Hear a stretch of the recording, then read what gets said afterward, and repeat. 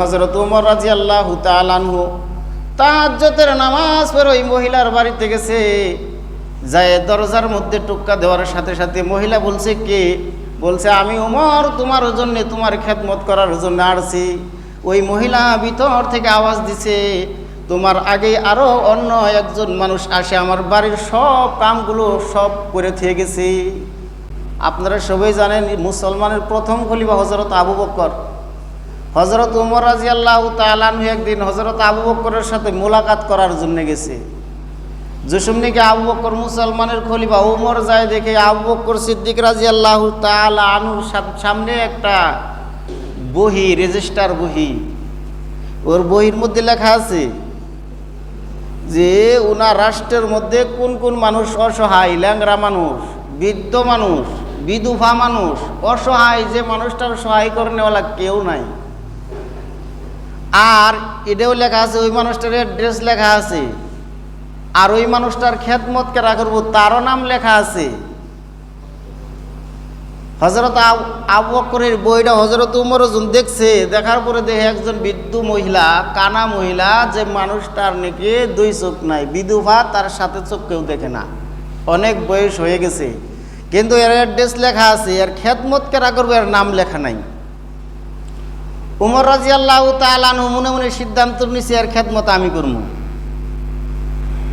ইতিহাস সাক্ষী হযরত আবু বকর, হযরত ওমর রাদিয়াল্লাহু তাআলা আনহু ফজর নামাজ পড়ে সঙ্গে সঙ্গে ওই মহিলার বাড়িতে গেছে। যাওয়ার পরে দরজার মধ্যে টুক্কা দিছে, জিজ্ঞাসা করছে, তুমি কে? ওই সময় ওমর বলছিল, আমি ওমর, তোমার খেদমত করার জন্য আসছি।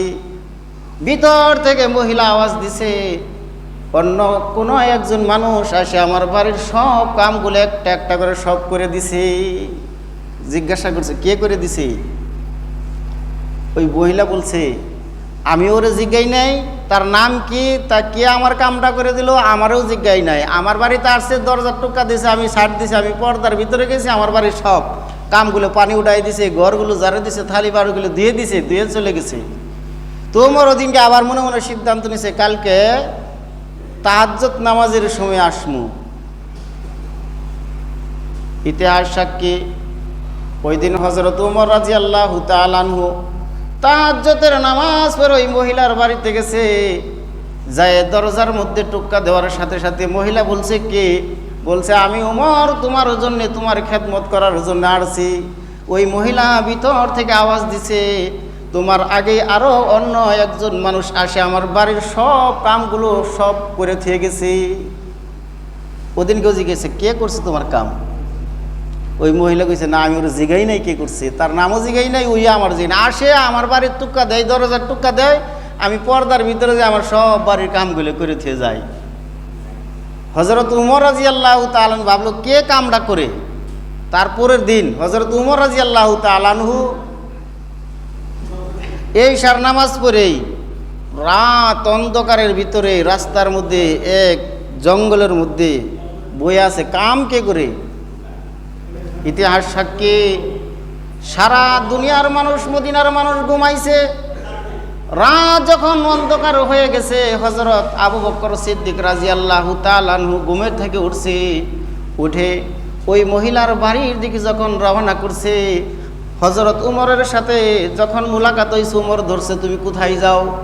ওই সময় আবু বকর বলছিল, ওই মহিলার, যে মহিলার দুনিয়ার মধ্যে কাম করার কোনো মানুষ নাই, সহায় করনেওয়ালা কোনো মানুষ নাই, ওই মহিলার বাড়ির কাম করার জন্য আমি যাইতাছি। হযরত উমর জিজ্ঞাসা করতেছে, আবু বকর, তোমার পায়ের মধ্যে তো স্যান্ডেল নাই কেন? ওই সময় আবু বকর কইছিল, সারা মদিনার মানুষ ঘুমাইছে, আমি আবু বকর যদি স্যান্ডেল পায়ে দিয়ে যাই, স্যান্ডেলের শব্দ হবো, মানুষের ঘুমের মধ্যে খলল হব। ওই জন্য আমি স্যান্ডেল খুলে আমি ওই মহিলার বাড়ির দিকে রওনা করছি, আমি মহিলার সহায় করার জন্যে, কাম করার জন্যে। এই ছিল ইসলামের প্রথম খলিফা, রাষ্ট্রপতির অবস্থা। কোন বাড়ির মানুষ অসহায়?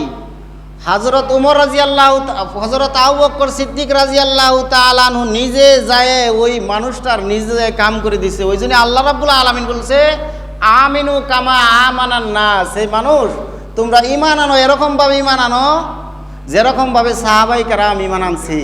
আজকে যদি এই পন্থা যদি আজকে আমাদের সমাজ আমাদের যদি চালু থাকতো, যে গ্রামের মধ্যে কোন মানুষটা অসহায় আছে, কোন মানুষটার সহায় করনেওয়ালা নাই, কোন মানুষটা এতিম অবস্থায় আছে, কোন মানুষটা কিভাবে কাটাইতেছে, আমরা ধনী ধনী মানুষগুলো যদি ওই মানুষগুলোর যদি খবর নিতাম, তাহলে ইসলামের ভিতরে কোনো অভাব অনাটন কোনো ফেতনা থাকতো না। এই ছিল, ওই জন্য আল্লাহ রাব্বুল আলামিন বলছে যে ঈমান আনো সাহাবাগের মতন ঈমান।